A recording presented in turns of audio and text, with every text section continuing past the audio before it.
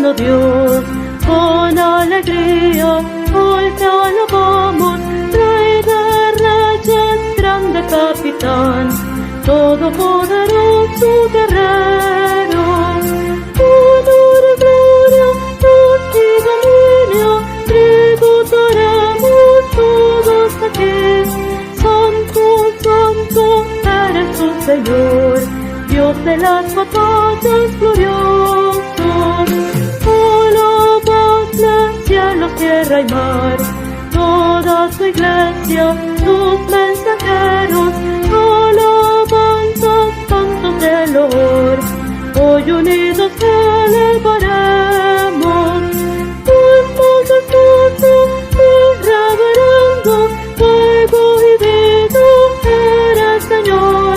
Santo, santo, eres tu Señor, Dios de las batallas glorioso. Rey de siglos, solo eterno Dios, veraz y justo, incomprensible, inmortal, autor de todo bien. Eres tú el anciano de días, y para siempre entonaremos el canto eterno de redención. Santo, santo, eres tu Señor, Dios de las batallas glorioso.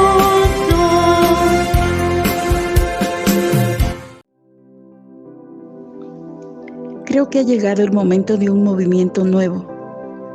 Hombres y mujeres contraculturales que tomen en serio lo que Dios dice en su palabra. Hombres y mujeres con el corazón quebrantado por la confusión de géneros y la masacre relacional, espiritual y emocional de nuestros días, y que tengan el valor de creer y deleitarse en el plan de Dios para el varón y la mujer. Génesis 3, del 1 al 15. Desobediencia del hombre. Pero la serpiente era astuta, más que todos los animales del campo que Jehová Dios había hecho, la cual dijo a la mujer: ¿Con qué Dios os ha dicho, no comáis de todo árbol del huerto? Y la mujer respondió a la serpiente: del fruto de los árboles del huerto podemos comer, pero del fruto del árbol que está en medio del huerto, dijo Dios, no comeréis de él, ni tocaréis, para que no muráis. Entonces la serpiente dijo a la mujer: no moriréis, sino que sabe Dios que el día que comáis de él, serán abiertos vuestros ojos, y seréis como Dios, sabiendo el bien y el mal. Y vio la mujer que el árbol era bueno para comer, y que era agradable a los ojos, y árbol codiciable para alcanzar la sabiduría. Y tomó de su fruto y comió, y dio también a su marido, el cual comió así como ella. Entonces fueron abiertos los ojos de ambos, y conocieron que estaban desnudos. Entonces cosieron hojas de higuera, y se hicieron delantales. Y oyeron la voz de Jehová Dios que se paseaba en el huerto, en el aire del día. Y el hombre y su mujer se escondieron de la presencia de Jehová Dios entre los árboles del huerto. Mas Jehová Dios llamó al hombre y le dijo: ¿dónde estás tú? Y él respondió: oí tu voz en el huerto y tuve miedo, porque estaba desnudo y me escondí. Y Dios le dijo: ¿quién te enseñó que estabas desnudo? ¿Has comido del árbol que yo te mandé no comieses? Y el hombre respondió: la mujer que me diste por compañera me dio del árbol y yo comí. Entonces Jehová Dios dijo a la mujer: ¿qué es lo que has hecho? Y dijo la mujer: la serpiente me engañó y comí. Y Jehová Dios dijo a la serpiente: por cuanto esto hiciste, maldita serás entre todas las bestias y entre todos los animales del campo. Sobre tu pecho andarás y polvo comerás todos los días de tu vida. Y pondré enemistad entre tú y la mujer, y entre tu simiente y la simiente suya. Esta te herirá en la cabeza, y tú le herirás en el calcañar. A diferencia de lo que muchos proclaman hoy, Dios no creó seres humanos sin género, ni este es intercambiable. Creó seres humanos, varones y hembras. Y esto es algo maravilloso. Tu feminidad no es un accidente biológico. Quién eres o cómo vives no son hechos casuales. Nuestra cultura trata de minimizar y neutralizar las diferencias entre hombres y mujeres. Rechaza el diseño que Dios creó para el florecimiento de nuestras vidas en conjunto. El Dr. John Piper nos recuerda que en cuanto a la sexualidad humana, la mayor manifestación de la gloria de Dios, el mayor gozo en las relaciones humanas y el mayor fruto en el ministerio suceden cuando se aceptan y se proclaman las profundas diferencias entre hombres y mujeres. Aceptar y proclamar el diseño de Dios te ayudará a florecer.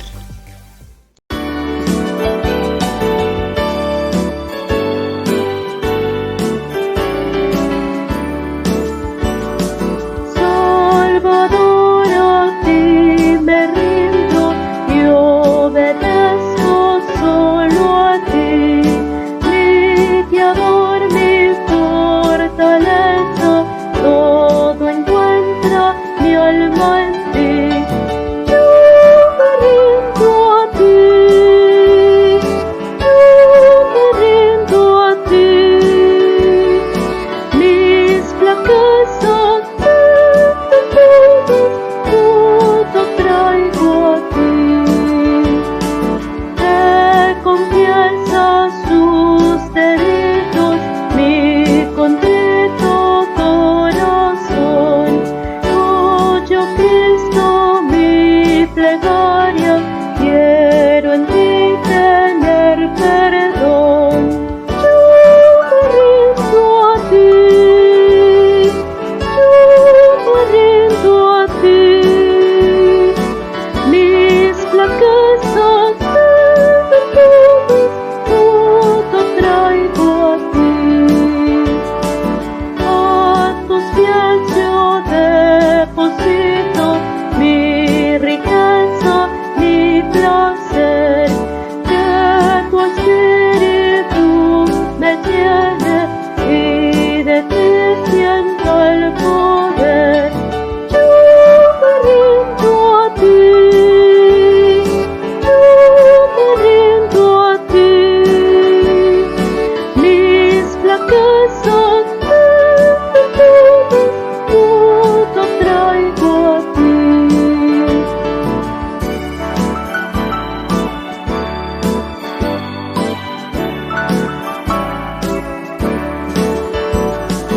Tu bondad será la historia que predique por doquier, y tu amor inagotable será siempre mi querer.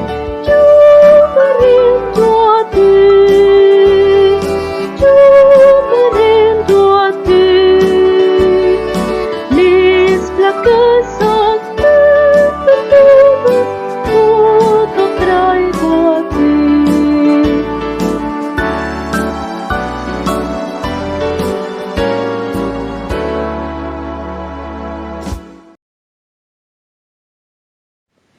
Muchísimas bendiciones para todos.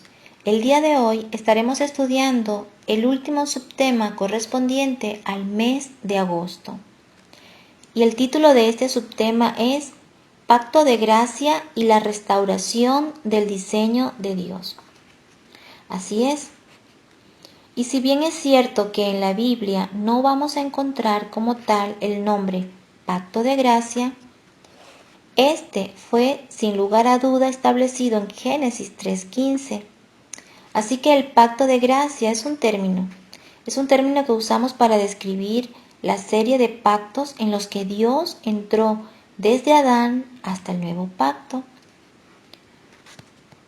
Pero veamos qué dice textualmente el Señor en su palabra, allí en Génesis 3:15. Y pondré enemistad entre ti y la mujer, y entre tu simiente y la simiente suya. Esta te herirá en la cabeza y tú le herirás en el calcañar. Desde el momento en el que Dios le dijo lo anterior a la serpiente, estaba dando por sentado que habría una generación tal como había establecido en el pacto con Adán. Y en este versículo hay tantas cosas que podemos observar y solo haremos mención de algunas. Decíamos que se hace una sentencia que puede considerarse como dirigida en contra de Satanás, porque él solo hizo uso de la serpiente como ese vehículo en el cual aparecerse frente a la mujer y engañarla, pero realmente el agente principal definitivamente fue Satanás. Queda claro que con esta sentencia Satanás queda degradado y maldecido por Dios. Así es, esta sentencia lo hace quedar como degradado, maldecido. También queda sentenciado a una continua lucha existente entre el mundo de los impíos y los piadosos. Aquí, aunque se hace esta sentencia, podemos ver también cómo se abre un rayo de luz, cómo se deja ver una promesa, una hermosa promesa, cómo se deja ver una esperanza para el ser humano. Se hace una misericordiosa promesa acerca de Cristo como el libertador del hombre caído del poder de Satanás. Así es, se hace una sentencia y al mismo tiempo una promesa para la humanidad. En este versículo podemos ahora entender cómo los padecimientos de la muerte de Cristo Jesús dan indicio de esa herida producida en su calcañar, o sea, en su talón. ¿Por parte de quién? Por parte de Satanás. Es decir, él quiso herir a Jesús en su naturaleza humana. Satanás tentó a Jesús en el desierto para hacerle caer en pecado. Y algunos hasta piensan que fue Satanás el que aterrorizó a Jesús y lo llevó hasta la agonía para llevarlo a la desesperación. Fue él quien puso en el corazón de Judas traicionar a Cristo, en el de Pedro negarle, en el de los principales sacerdotes para procesarle, en el de los falsos testigos para acusarle y aún en el de Pilato para condenarle, teniendo en todo esto el objetivo de arruinar la salvación, porque al destruir al Salvador, es decir, a Cristo, él pretendía destruir el plan de Dios, pretendía destruir a la humanidad. Lo que él no se esperaba es que por medio de la muerte de Cristo se anuló el dominio de la muerte que él tenía. En Hechos 2:14 lo podemos leer. El talón de Cristo fue herido cuando sus pies fueron traspasados por aquellos clavos en la cruz. Y los sufrimientos de Cristo se continúan en los sufrimientos de los santos por su nombre. Leemos en Colosenses capítulo 1:24. El diablo constantemente tienta a los hijos de Dios, los echa en la cárcel, los persigue, los mata, y así está hiriendo el talón de Cristo, quien es afligido en las aflicciones de los suyos también. Pero mientras el talón es herido acá en la tierra, es bueno que la cabeza esté a salvo en el cielo. Cristo murió venciendo la muerte, venció a Satanás y ahora está sentado en el cielo a la diestra de Dios. Por consiguiente, la victoria sobre Satanás ahora es la victoria para los hijos de Dios. Así que si Él es vencedor, Él se hizo vencedor para hacer a sus hijos más que vencedores. Y cuando leíamos en Génesis 3:15 que que la simiente de la mujer le heriría en la cabeza. Esto es que Jesucristo destruiría todas las tácticas, todos sus poderes, trastornaría totalmente su reino y sus intereses. Cristo frustró las tentaciones de Satanás. Con su muerte dio un fuerte golpe, un golpe mortal al reino del diablo. Una herida en la cabeza de la bestia que nunca será curada. Wow.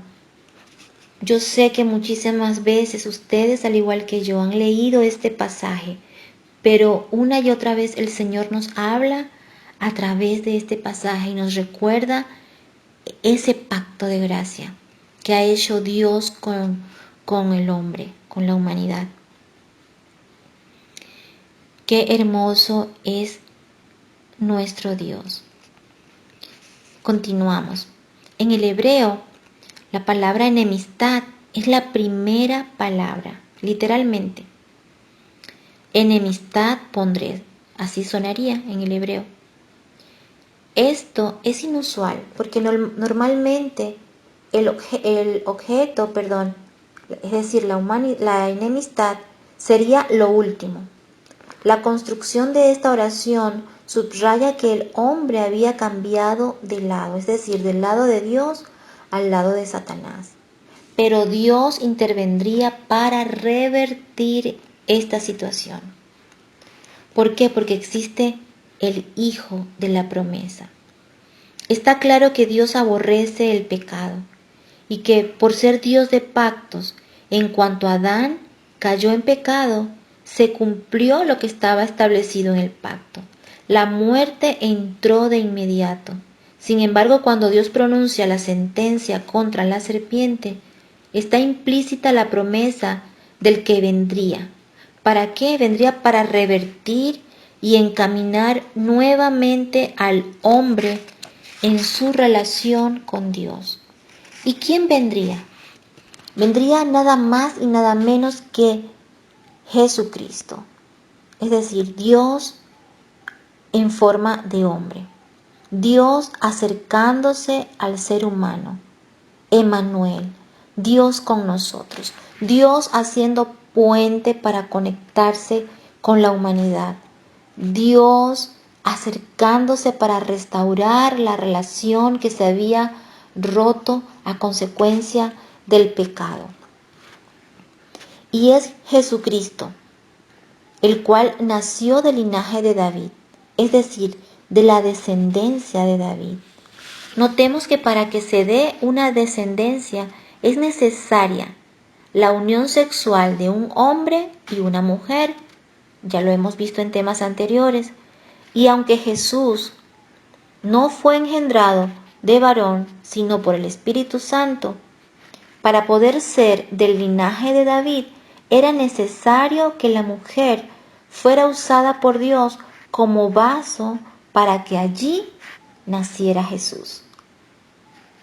Por consiguiente, es conveniente que nos preguntemos dos cosas.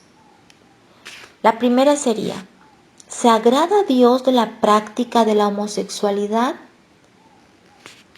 La segunda, ¿no es más bien la voluntad de Dios que la relación sexual sea una práctica única e íntima entre un hombre y una mujer?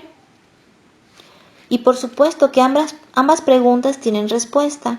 En primer lugar, si la homosexualidad fuera algo que glorificara a Dios, entonces no hubiera mandado a Moisés a que advirtiera al pueblo.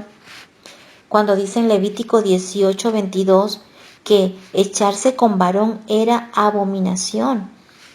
Dice textualmente la palabra de Dios, no te echarás con varón como con mujer. Es abominación.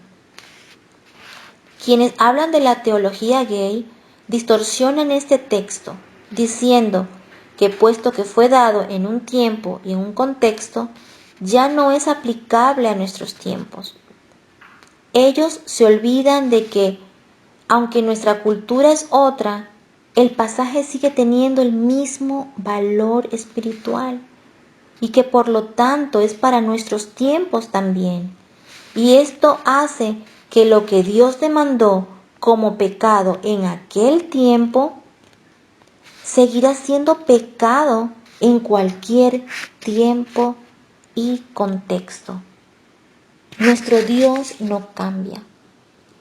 Sus leyes espirituales no cambian. Su voluntad no cambia y el Señor es claro. Y si bien es cierto que esta orden se dio en aquel momento y en aquel contexto, el día de hoy continúa vigente, porque es algo de carácter espiritual y eso no cambia. Puede cambiar el pensamiento del hombre, puede cambiar el mundo, pueden cambiar nuestras ideologías, todo puede cambiar, pero nuestro Dios no cambia, en Él no hay variación, ni sombra siquiera de variación. Así que, ¿cuál es el diseño sexual de Dios para el hombre? En segundo lugar, el apóstol Pablo no hubiera escrito en Romanos 1:27 lo siguiente: y de igual modo, también los hombres, dejando el uso natural de la mujer, se encendieron en su lascivia unos con otros, cometiendo hechos vergonzosos hombres con hombres, y recibiendo en sí mismos la retribución debida a su extravío. Nótese cómo dice la palabra de Dios: echarse hombres con hombres es un acto vergonzoso, reprochable delante de la presencia de nuestro Dios. Así que la homosexualidad se aparta por completo del diseño original. Se asemeja a un barco que transita por los mares y que va rumbo a un puerto. Pero solo unos pocos grados de desviación, y al cabo de muchas millas llegará a un punto muy distante de donde realmente pretendía llegar. Asimismo, nuestras vidas, tanto en lo espiritual como en lo cotidiano, vemos como malas decisiones, como cuando nos desviamos del camino que Dios ha trazado para nosotros, cuando nos desviamos de la voluntad de Dios para nuestras vidas, como de un momento a otro, en un solo abrir y cerrar de ojos, nos podemos encontrar en otro lugar totalmente opuesto al lugar donde queríamos llegar, completamente diferente a lo que queríamos para nuestras vidas. ¿Por qué? Porque solo un poco nos desviamos. Y eso es lo que ocurre cuando nos apartamos de Dios, cuando nos alejamos de su voluntad. En toda la Biblia, de principio a fin, algunas veces de manera explícita y otras de forma implícita, vamos a encontrar la voluntad de Dios reflejada en cuanto al tema de cómo la unión sexual solo es permitida entre varón y hembra. Cualquier otra forma de práctica vendrá a ser contraria a la voluntad explícita, a la voluntad clara de Dios en la Biblia. A pesar de las interpretaciones contrarias que ofrece la teología de la igualdad de género a favor de la práctica homosexual. Así es. Entonces podemos concluir en que ningún mortal, nadie, tiene derecho para decidir qué acciones deben seguir los hombres. Solo Dios tiene derecho a hacerlo. Solo Él tiene el poder sobre nosotros. Así que no debemos errar cuando se nos ha dado una guía.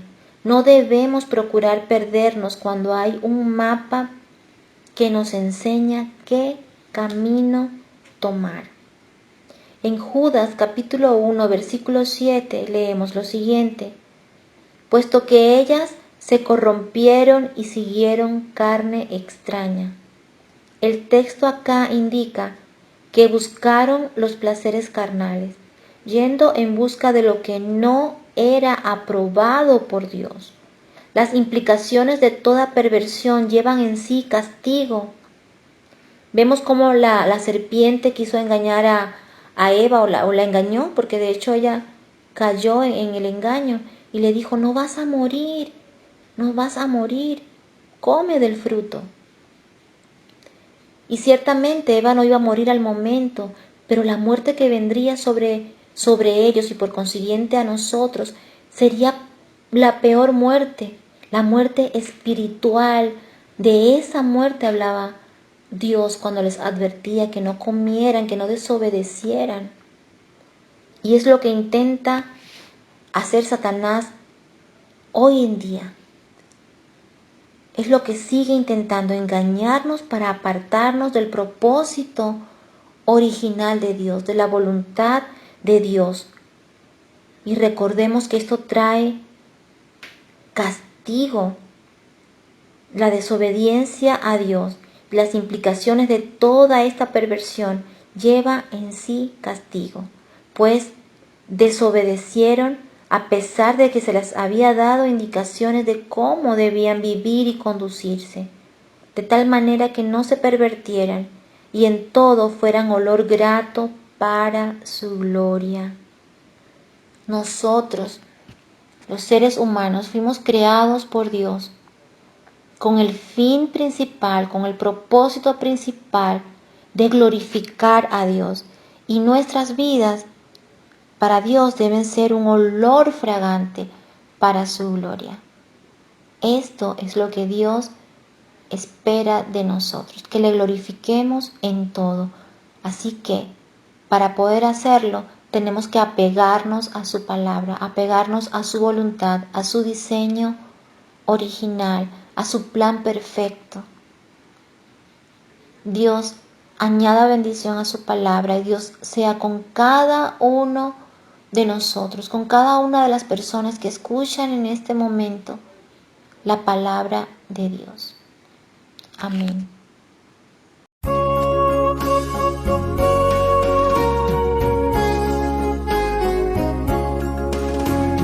Más santidad dame, más odio al mal, más calma en las penas, más alto ideal, más fe en mi maestro, más consagración, más celo al servirle, más grata oración, más prudente hazme, más sabio en él, más firme en su causa, más fuerte y más fiel, más recto en la vida, más triste al pecar, más humilde hijo, más pronto en amar.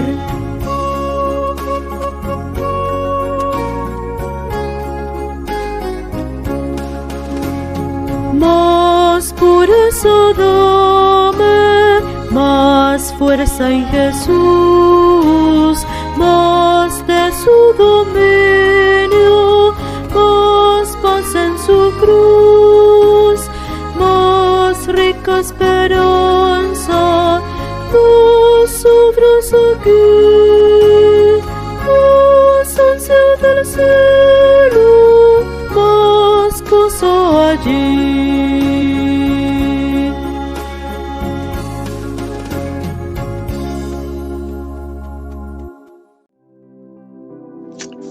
La aplicación de la palabra de Dios es vital y el Espíritu Santo te ayudará a aplicar estas verdades fundamentales a la situación específica de tu vida.